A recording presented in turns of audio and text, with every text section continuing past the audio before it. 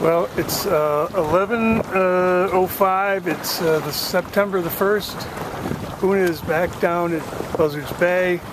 Taking her out for a little test. See how the mast stands up, the repairs that I just made.